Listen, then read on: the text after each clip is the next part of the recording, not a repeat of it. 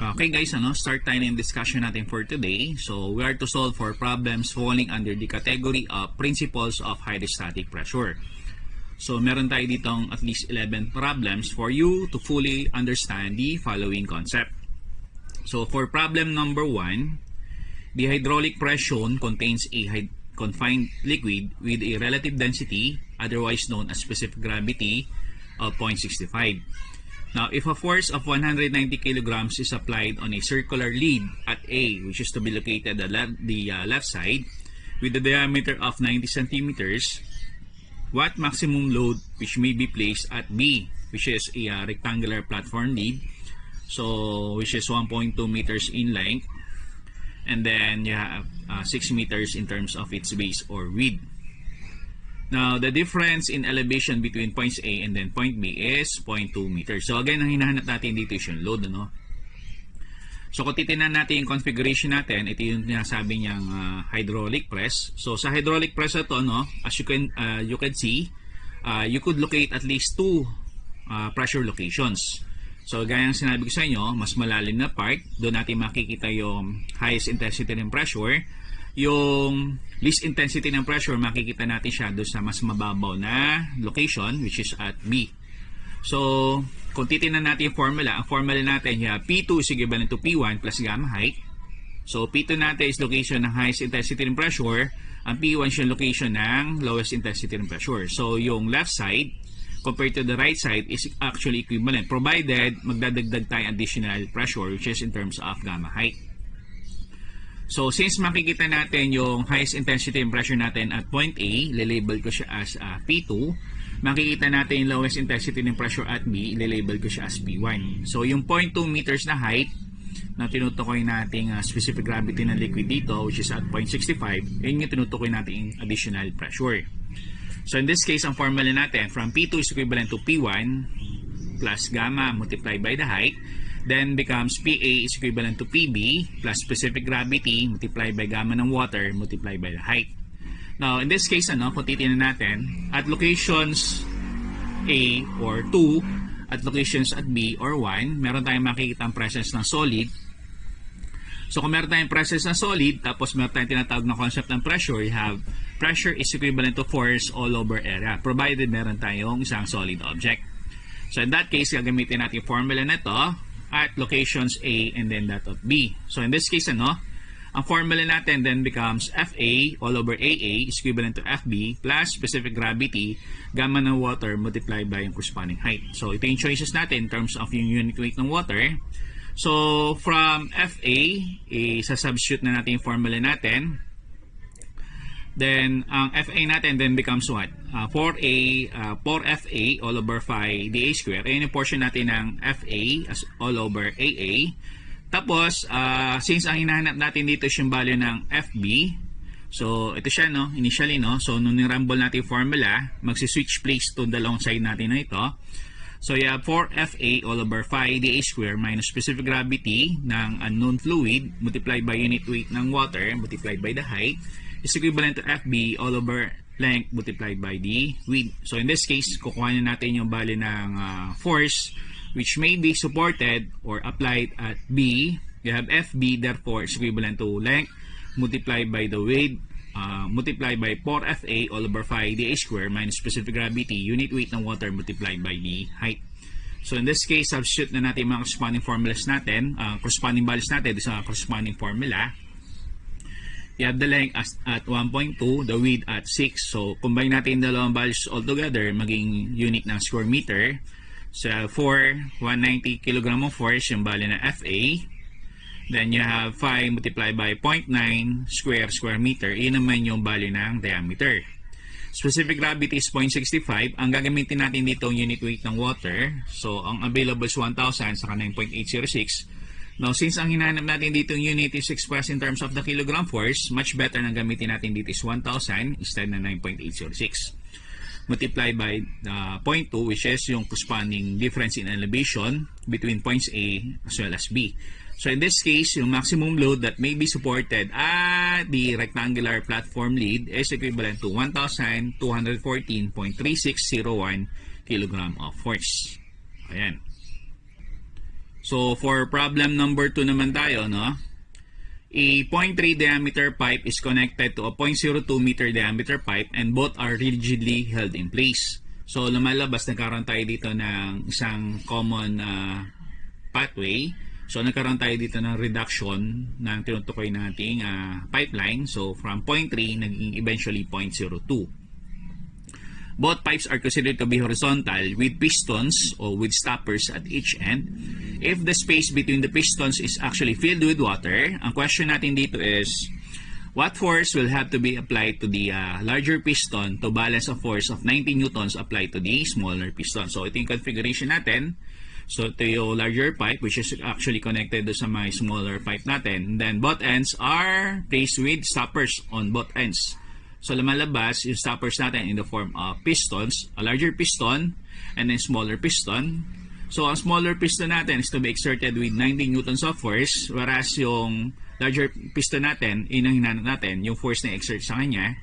So kung titingnan natin yung corresponding configuration natin dito, so kung magre-refer tayo dito sa tinutukoy natin Pascal's law, liquid pressure is transferred and diminished in every direction under duress or under the action of external forces. Another one is, kung titingnan natin yung location ng dalawang stoppers natin dito, more or less horizontal.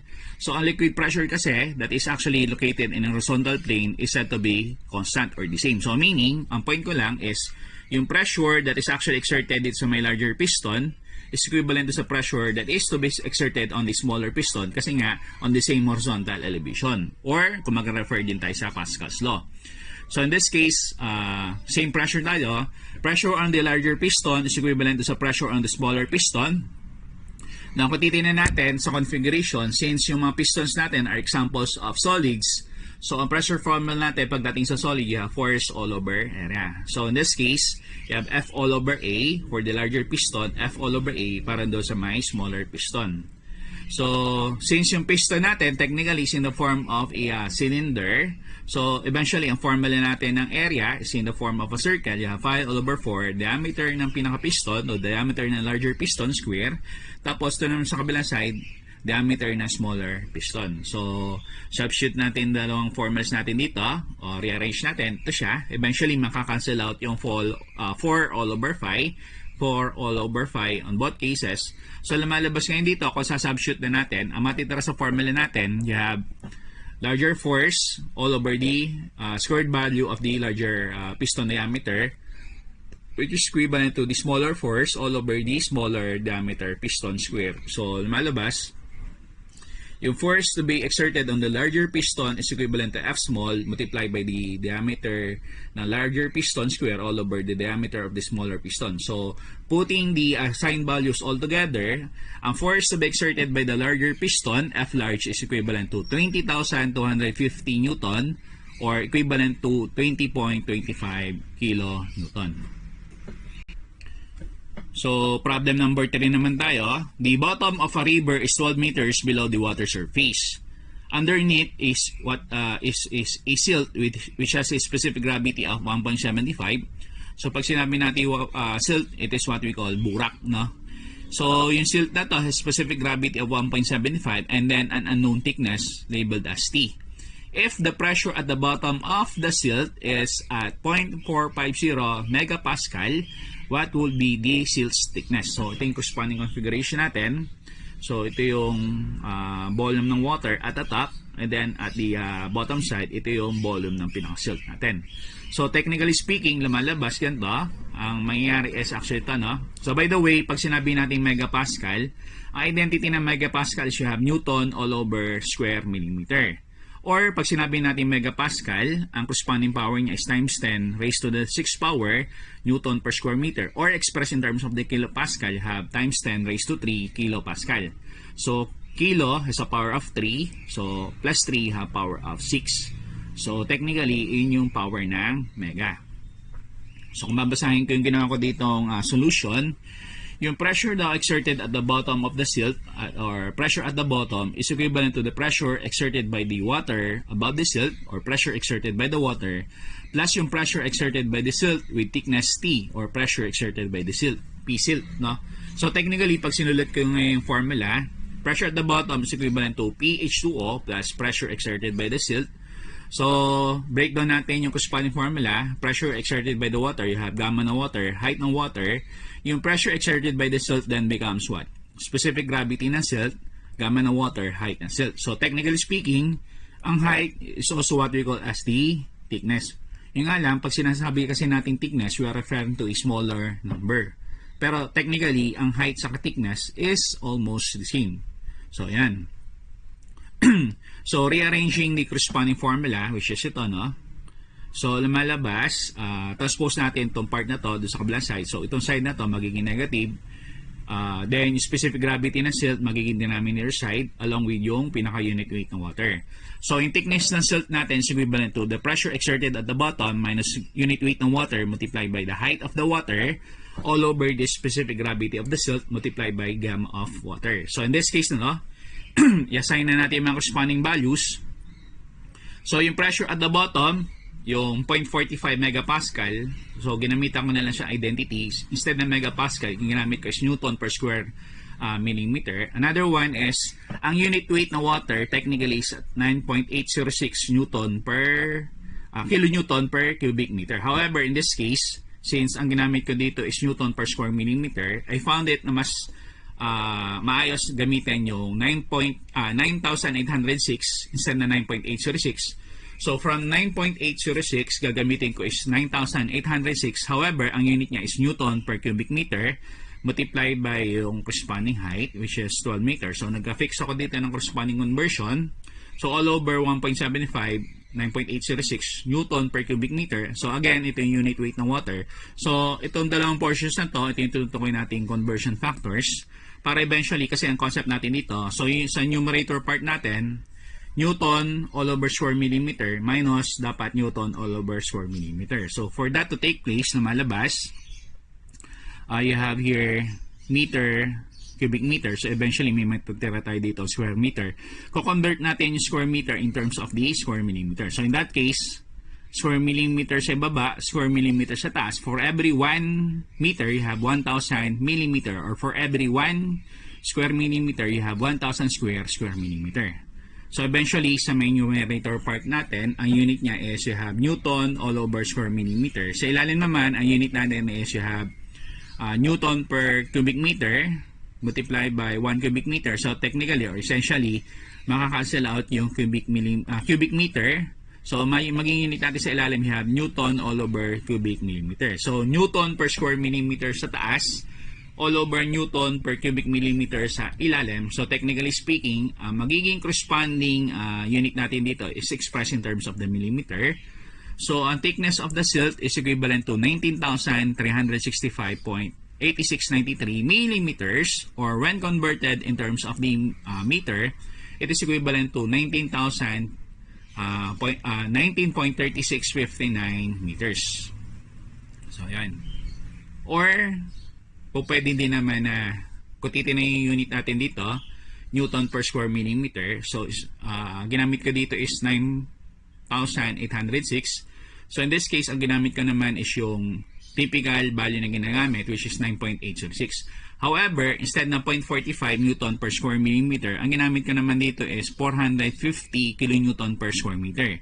So, 0.45 megapascal is also equivalent to 450 kilopascal. So, kilopascal, you have kilonewton per square meter minus 9.806 kilonewton per cubic meter multiplied by 12 meters all over 1.75 multiplied by 9.806. So, in this case, kung compare natin yung dalawang values na to, mas maganda mas maikli yung solution natin dito sa second equation natin. So, still, ang thickness of the silt is still found to be at 19.3659 meters or equivalent to 19,365.9 millimeter. So, yun yung corresponding value. So, parehas lang naman ng corresponding solution. So, sunod na natin problem, which is problem number 5. The hydraulic press shown is filled with oil of 0.82 specific gravity. Now, neglecting the weight of the two pistons, ang tanong is what force F on the handle is required to support the 10 kilonewton na weight.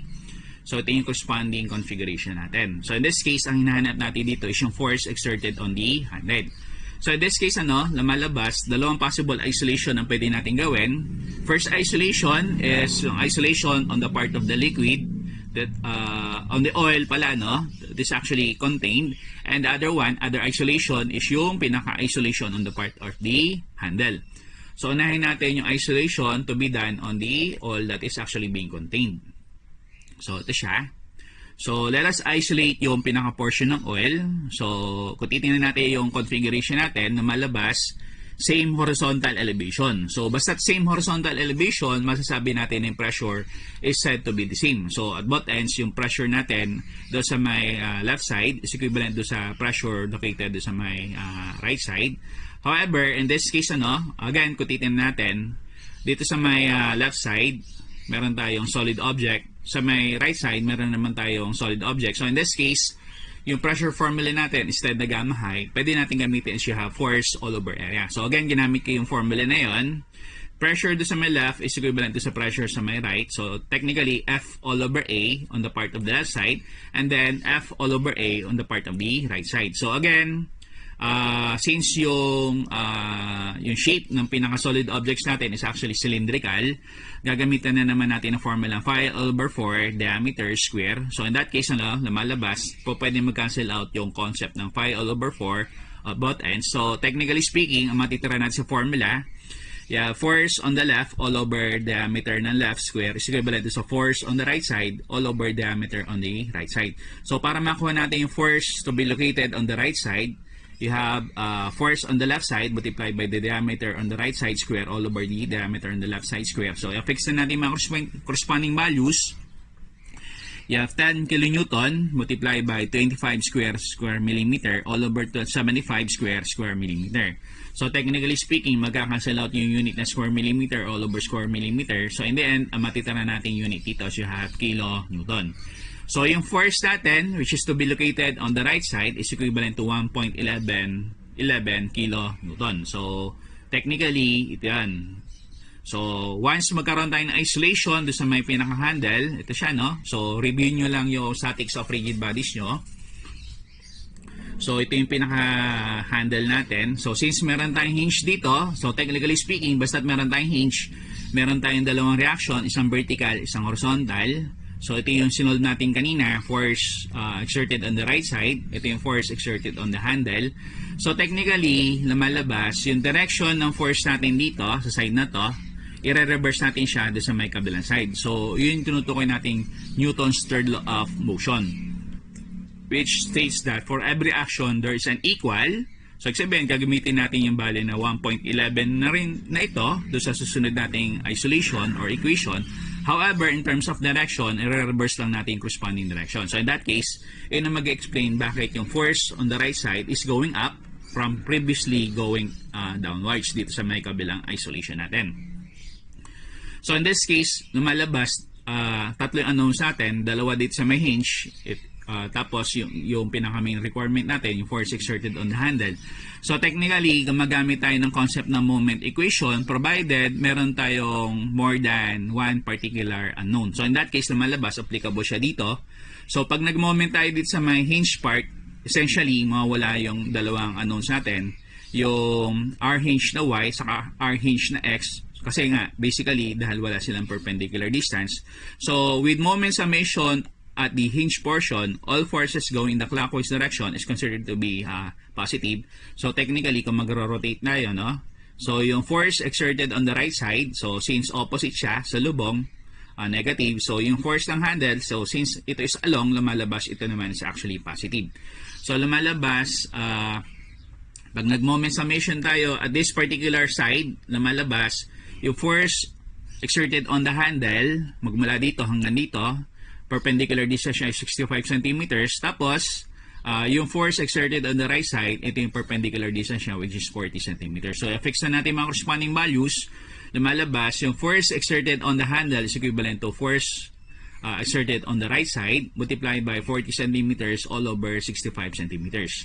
So, lumalabas dito ngayon, pag na-simplify na natin, yung force that is to be exerted on the handle, or F handle, is equivalent to 0.6838 kilonewton, or basically equivalent to 683.8 newton. So, kung titignan natin, tama ba ito na ako natin value? Kasi lumalabas, pababa siya. So, in this case, kung titignan nyo, meron tayong tinatawag dito isang hydraulic press. So ang hydraulic press is essentially a mechanical device. So ang mechanical device kasi technically nag-i-introduce siya na tinutukoy natin mechanical advantage. So pag sinabi natin mechanical advantage, sinisimplify natin work. So sabihin, pag nag-exert tayo ng force, instead na siya is actually bumaba yung in-exert natin force, namumultiply yung in-exert natin force. So essentially, para ma-lift natin yung 10 kN na load din natin dito, basically yung force that is to be exerted on the handle should be only equivalent to 0.6838 kN. So yun siya. So problem number 7 naman tayo, no? So number 7, assuming normal barometric pressure. So pag sinabi nating normal barometric pressure, we're referring to the standard reference for atmospheric pressure. How deep in the ocean is the point where an air bubble, upon reaching the surface, has 6 times its volume than it had at the bottom. So ito yung configuration natin. So meron tayo dito isang fish. So yung fish na to, mag-i-emit siya ng bubble. So yung bubble natin na to, eventually tataas yung corresponding volume. So notice na tumataas yung volume kasi as it goes higher, lumalabas, bumababa yung intensity ng pressure. So habang tumataas ang bumababa tayo ng bumababa, tumataas naman intensity ng pressure. So yun ang mag-explain kung bakit yung size o yung volume ng bubble natin initially mas maliit compared do sa pinaka final state niya nung bago siya mag-burst o ma-reach yung pinaka surface. So gagamitin natin formula dito. You have P2 is equivalent to P1 plus gamma height. So again, yung P2 is yung location ng higher pressure, P1 naman is location ng lower pressure. So para mag-equate yung dalawang side na to, so as can be seen by the symbol, magdadagdag tayo additional concept ng pressure. So in terms of gamma height, so ito siya.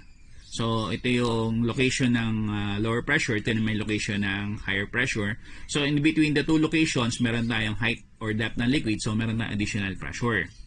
So from the configuration na malabas, so 1, makikita natin meron tayong presence ng air. So basta't merong hangin, meron tayong tinatawag na atmospheric pressure. So in this case, P1, magre-refer tayo atmospheric pressure. So dalawang possible values na pwedeng gamitin. You have 101.325 kilopascal or equivalent to 14.696 psi. Another one is, since ang involved liquid natin dito is in the form of an ocean liquid o salt water, meron tayong constant na gagamitin dito. Specific gravity ng salt water or specific gravity ng ocean water is equivalent to 1.03. So yung P2 naman is labeled as the location of the higher pressure where whose tendency is to compress the air bubble.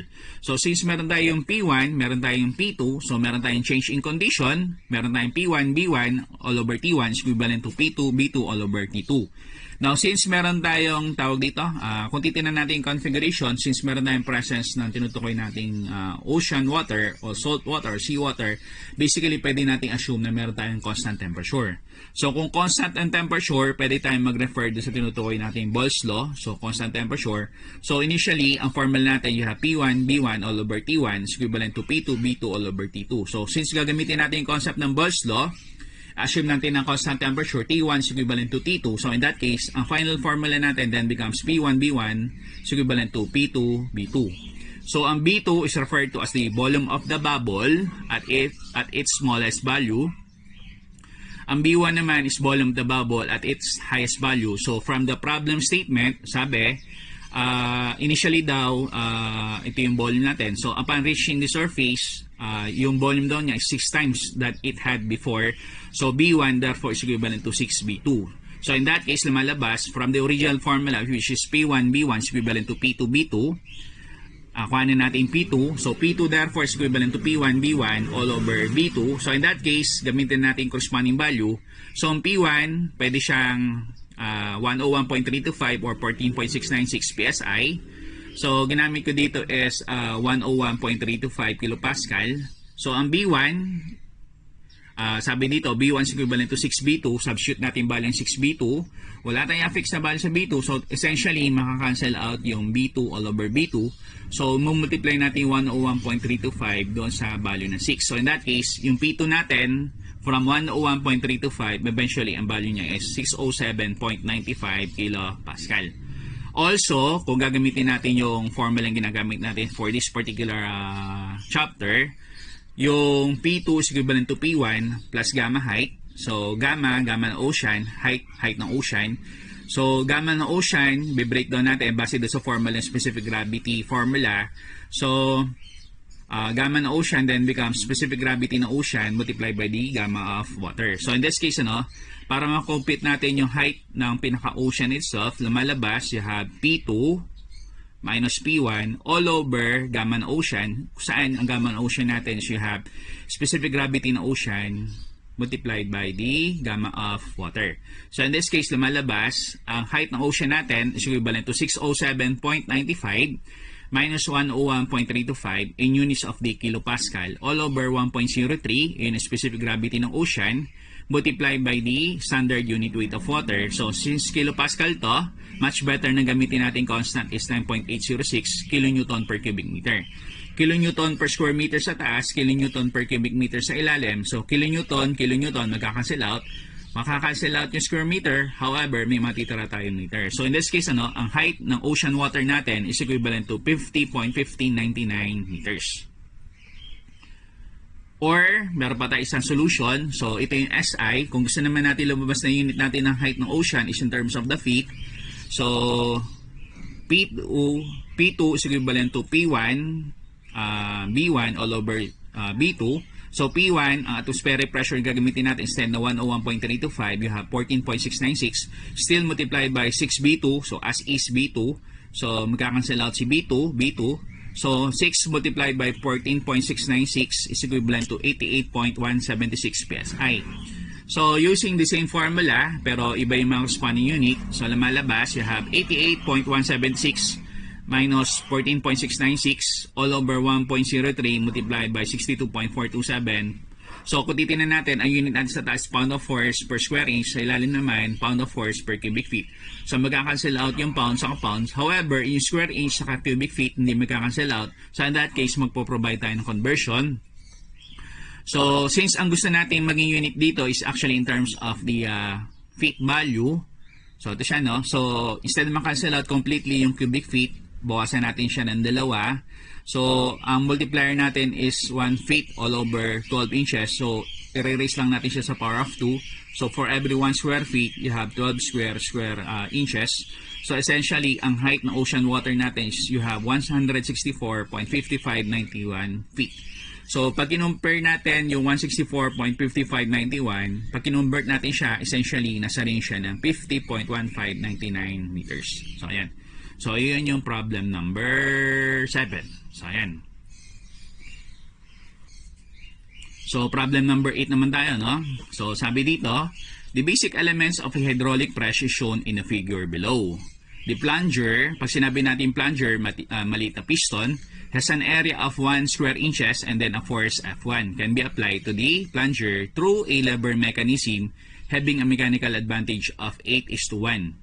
If the larger piston has an area of 150 square inches, what pressure is exerted at the top? If the smaller piston is to be exerted with 30 pounds of force. So, ito basically yung corresponding configuration natin.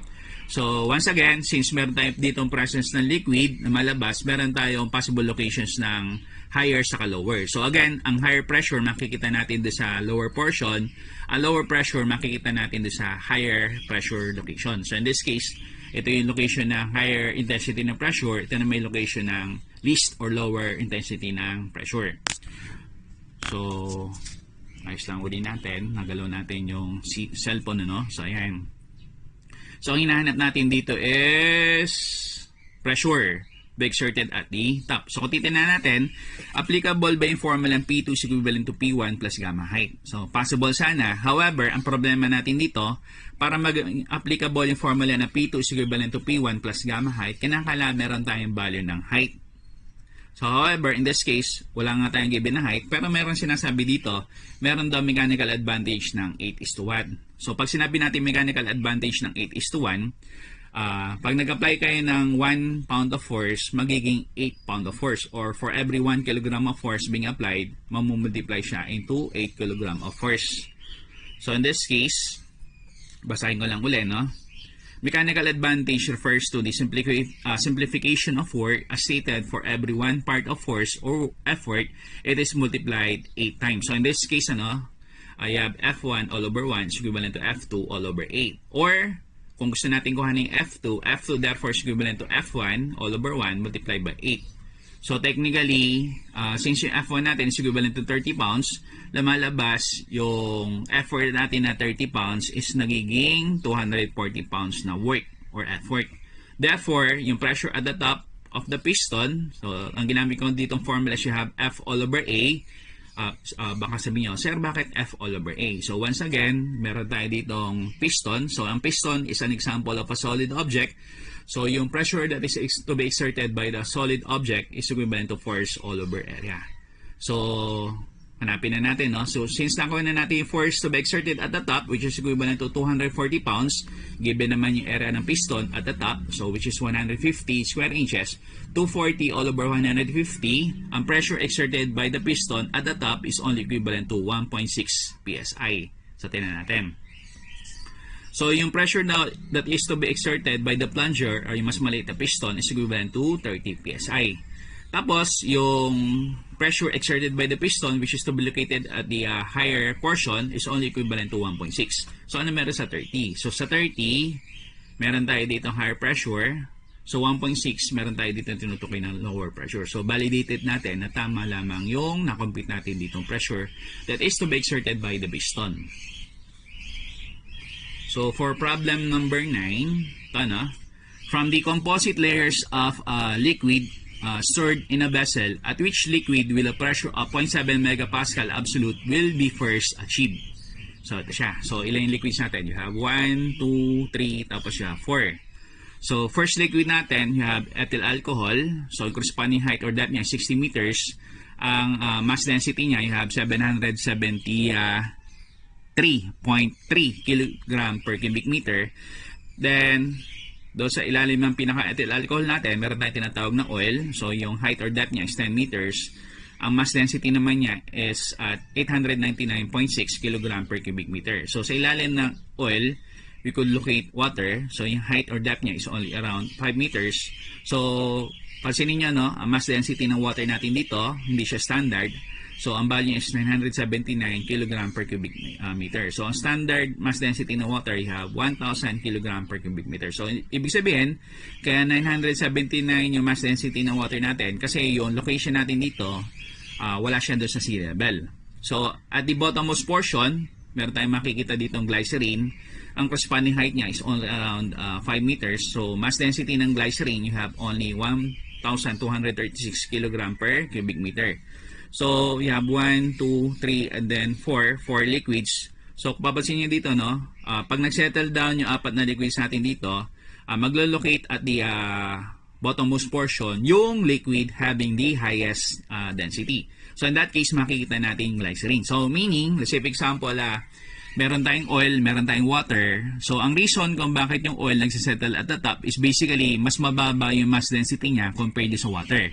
So, ganun din dito. So, habang tumataas yung mass density o yung tinutukoy din natin specific gravity, basta related yung mga yun, lumalabas, magsasettle siya at the bottom.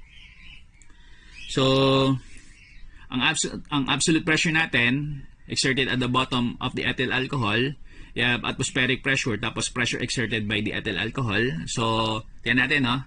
Where since no gravity is actually given, yung mass density is also equivalent to sa weight density. So technically, ang gusto ko lang i-point out, i-reason out dito is, kung naman yung unit natin dito, so ang unit kasi natin dito is kilogram. So since ito naman is mass density, so ang unit natin dito ng kilogram is only kilogram of mass, not kilogram of force. So basically, since wala naman tayong given na gravity, yung mass density sa weight density is technically the same. So ang point ko lang is yung unit na kilogram, pwede nyo siyang i-label as kilogram of force instead ng kilogram of mass. So, fix na natin yung mga corresponding value. So, yung absolute pressure exerted at the bottom of the ethyl alcohol is equivalent to the atmospheric pressure. Tapos yung pressure exerted by the height of ethyl alcohol, which is around 60 meters. So, basically, ang atmospheric pressure doon na cited dito sa problem na to, you only have 90 kN per square meter. So, yung pressure exerted by the ethyl alcohol is gamma ng ethyl alcohol multiplied by height ng ethyl alcohol. So, 773.3 kg force all over cubic meter multiplied by 60 meters. Notice na sa side na to, you have kilonewton per square meter. Sa side naman to, you only have kilogram of force per square meter. So, kinakailangan magpares ng unit para ma-add natin yung dalawang values. So, ko-convert natin yung kilogram of force in terms of kilonewton. So, for every 1 kilogram of force, basically you have 9.806 newton. Or for every 1 kilonewton, you have 1,000 newton. So in this case, for every 1 kilogram of force, basically we have 0.009806 kilonewton. So yung absolute pressure natin sa ilalim ng pinaka-ethyl alcohol, you have 544.9788 kilopascal absolute. So i-compare natin siya doon sa ang reference kasi natin dito 0.7 megapascal absolute. So ko-convert natin yung kilopascal absolute in terms of megapascal absolute. So lumalabas for every 1 megapascal you have 1000 kilopascal. So kilopascal absolute, basically you have the unit here of megapascal absolute. So you have 0.545 megapascal. So in this case, malayo siya doon sa 0.7. So lumalabas, gagamitin lang natin same concept natin dito. So in this case, yung pressure, absolute pressure exerted by both the ethyl alcohol and then that of the oil is equivalent to doon sa atmospheric pressure plus yung pressure exerted by the ethyl alcohol plus yung pressure exerted by the oil. So ito siya, pakitingnan na lang. So in this case, ang absolute pressure natin sa ilalim ng tinutukoy nating ethyl alcohol as well as oil, which is basically, and this siya, is only around 633.1936 kilopascal absolute, or when expressed in terms of megapascal absolute, you have 0.6332 megapascal absolute. So still malayo pa rin siya dun sa 0.7 megapascal absolute. So hanapin natin siya dun sa mga succeeding solutions natin. So sa ilalim ng ethyl alcohol, sa ilalim ng oil, sa ilalim ng water, wala pa rin siya dun sa 0.7. So, sa ilalim ng tatlo, you only have what? 0.6812 megapascal. So, isagad na natin. Consider natin yung apat na liquid. So, you have ethyl alcohol, you have the oil, the water, as well as yung tinutukoy nating glycerin. So, in this case, when combined, lumalabas, ang pressure natin, you have 0.742 megapascal. So, meaning, yung hinahanap natin dito, mas mataas yung 0.742 compared sa 0.7. So, meaning, yung hinahanap natin dito na 0.7 megapascal is to be located somewhere do sa may vicinity ng pinaka-glycerin. So, ayan. So, tignan natin problem statement. Tapos yan natin. Sabi dito, Therefore, a pressure of 0.7 megapascal can be located within the vicinity of the glycerin. So, ayan. So, anong problem na tayo? So, for problem number 10, so second to the last problem. So, for the configuration shown, what force directed at the piston D is necessary to cause the system in its equilibrium state? Another one is that if gas was used instead of water, would the necessary force increase or decrease? So, ito yung configuration natin. So, meron tayo ditong larger piston, meron tayo ditong smaller piston. So, basically, yung hinanap natin dito is yung FD. Tapos kung titignan natin dito, meron tayo dito isang lever arm. So, nag-exert tayo ng 416 Newton na force.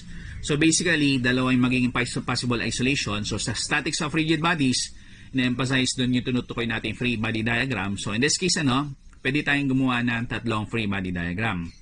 One is para doon sa buong configuration natin. Another one, second free body diagram, dito sa may pinaka-lever natin. Then, third and last one is yung pinaka-free body diagram dito sa dalawang piston natin.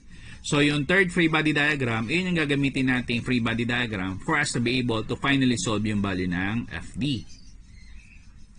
So, isolate muna natin yung lever portion. So, once isolated, so ito makikita natin, yung force exerted sa may side na to, which is equivalent to 460 Newton. Then, kung papansin niyo at this side, meron tayo dito an additional lever. So, yung lever natin dito is BC. So, basically, meron nag-exist na force doon in terms of FB. So, in this case naman, at this part, meron tayong makikita ang tinutukoy nating hinge or pin. So, basically, dalawang reaction. Isang X, isang Y. So, again, no need para solve natin yung reaction ng hinge in terms of x saka y. So in that case, lumalabas, since you have 1, 2, saka 3 unknowns, much better na tayo mag-take ng moment summation doon sa may hinge para eventually mawala yung dalawang reaction natin dito due to the absence of a perpendicular distance. So meaning, pag nag-take tayo ng moment summation dito sa may hinge na to, all forces going the clockwise direction is considered to be positive. So, rotate tayo dito sa may hinge. So, basically, ang 460 is negative. So, mula dito hanggang dito, ang perpendicular distance niya is 220. So, wala na dito sa side na to. So, basically, mag-rotate na tayo. So, in this case, lumalabas yung FB natin. Since yung direction ng force natin is going in the clockwise direction, lumalabas positive yung FB. So, mula dito sa side na to, papunta dito, ang perpendicular distance you have 120 mm. So, essentially, ang force natin para do sa location ng B, FB is equivalent to 843.3333 Newton. So, kaya isolate naman natin yung lever natin dito, which is lever BC. So, kung naman yung force natin dito, yun din yung force natin sa kabilang side. So, same in terms of magnitude, pero in terms of direction, oppositely directed. So, ito siya. So, yung FB is also equivalent to sa value ng FC, which is equivalent to 843.3333 Newton. So, gamitin na natin yung last isolation natin. So, ito ang sinasabi ko sa inyo, no? So, pansinin natin na yung FB natin, doon sa initial isolation natin, free body diagram going to the left side. Pagka ni-reverse natin siya, ginamit natin isolation kung saan natin pa rin siya makikita. So, instead na siya is going to the left, lolocate natin siya going to the right. So, once na i-isolate naman na natin itong isolation natin dito involving this one sa may portion na C, which is FC, lumalabas, instead na siya is actually going to the left. Pag ginamit na natin siya dito sa susunod isolation, sa third and last isolation natin, instead na siya is going to the left, it should be going to the right. So, yun nga basically yun nandito. So, pag tinignan natin yung configuration natin, ito yung tinutukoy nating FC, ito naman yung tinutukoy nating FD. So, again, makikita natin yung location ng higher pressure doon sa mas malalim na part.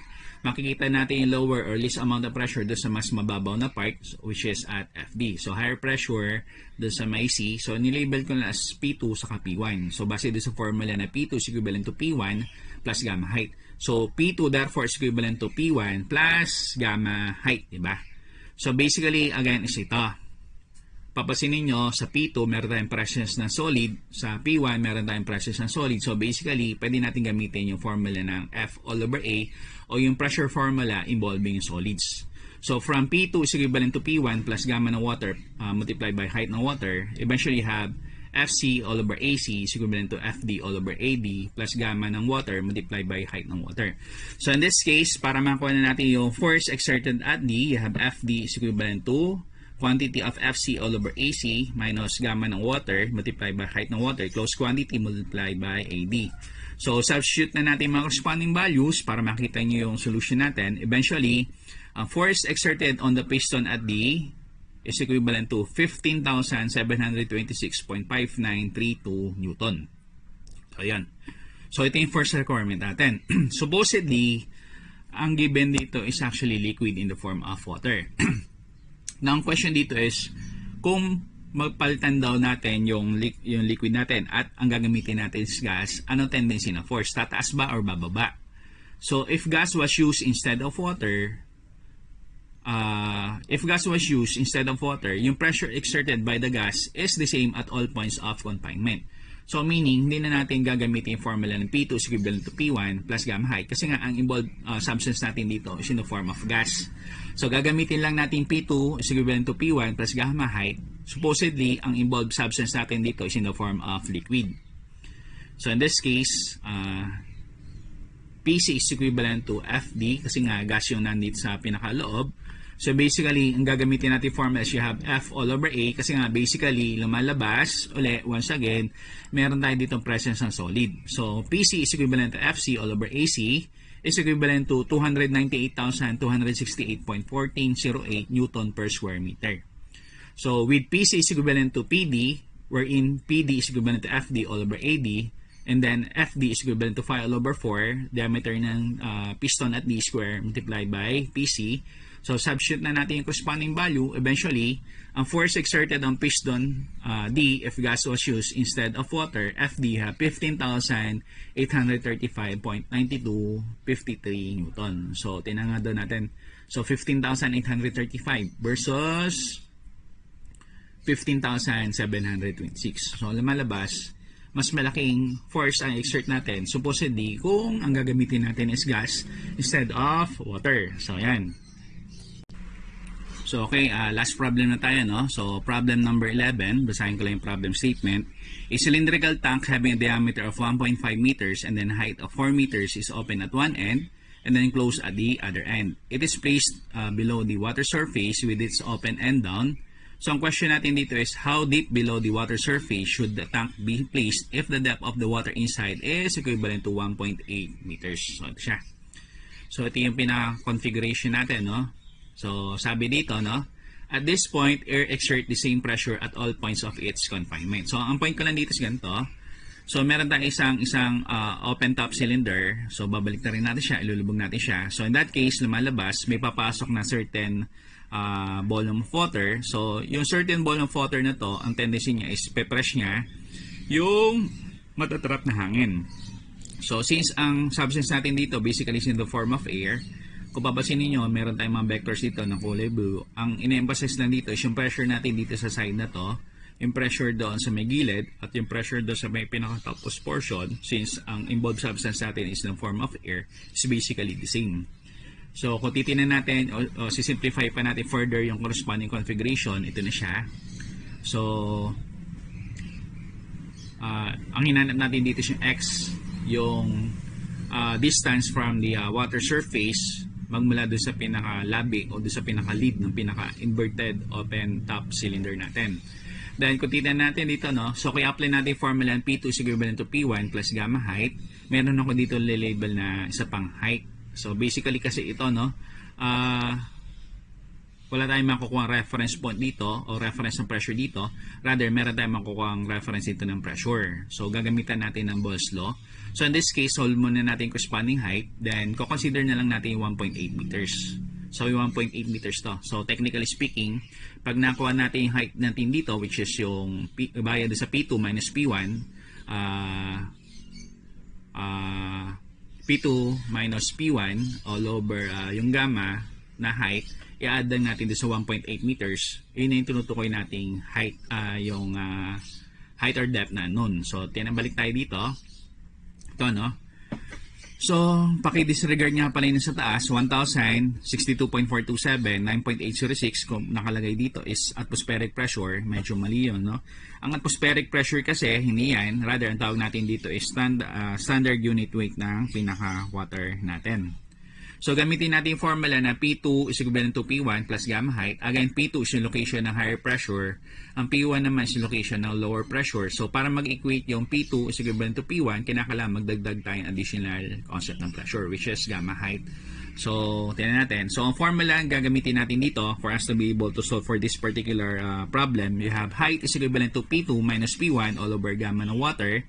So, in this case, basically, no, nakalagay dito, indicate P1 daw is atmospheric pressure or 101.325 kilopascal. So, ito yung setting.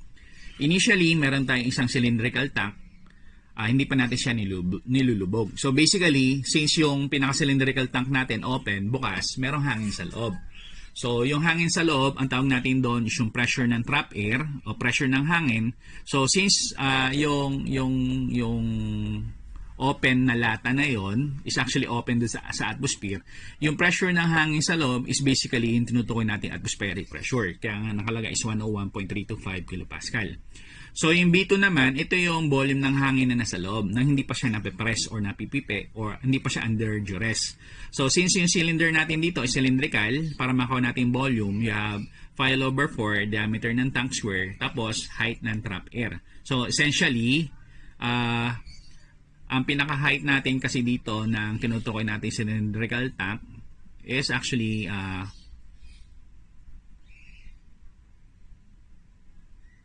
4 meters.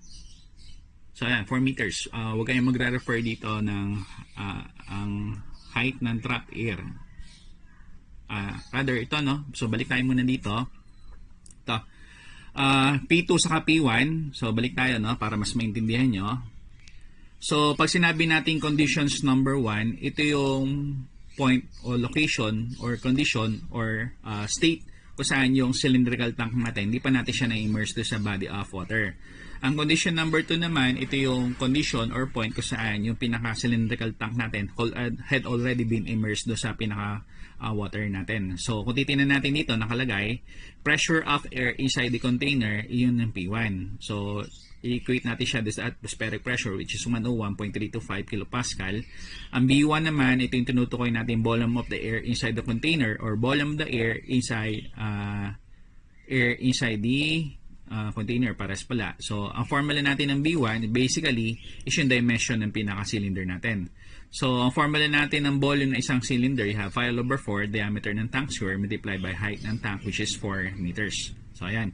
So, ito yung P1. 101.325. Ito yung B1. Ito yung formula. So, para naman sa sub 2 conditions, ito yung nailubog na natin yung pinaka-cylindrical tank natin.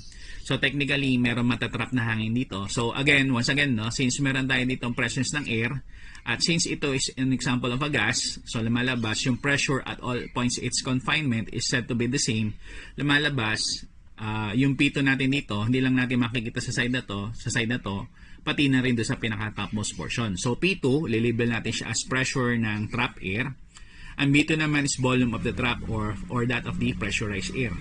So, ang difference lang nito compared dito is basically in terms of yung height. So, dito 4 meters na compress to, kaya tumaas-taas yung pressure, naging 2.2 meters. So, again, since meron tayong presence ng liquid natin dito, pwede tayong mag-assume ng constant temperature or nutukoy natin Boyle's law.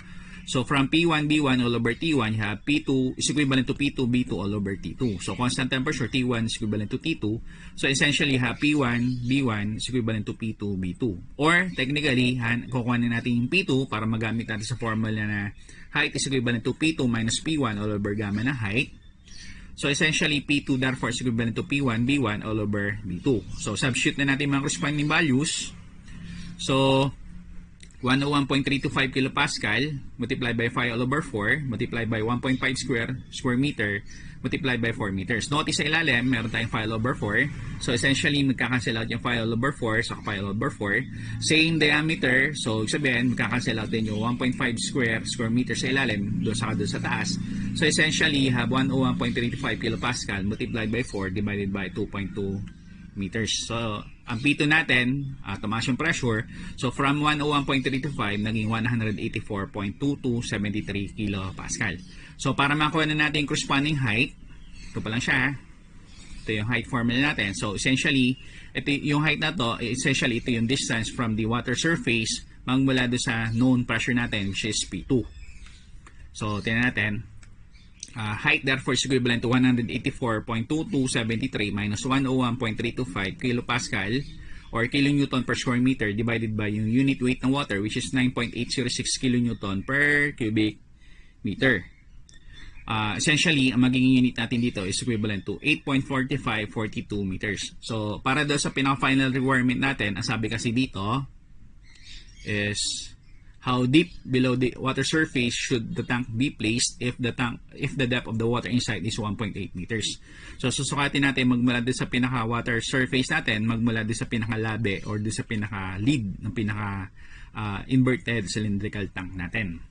So, lumalabas, yung nakuha nating height, i-add natin siya sa 1.8 meters. Kasi ito yung kanina eh. So, ang tanong, magmula dito hanggang dito. Hindi magmula dito hanggang dito. Rather, hanggang dito. So, i-add natin yung height dito sa 1.8 meters.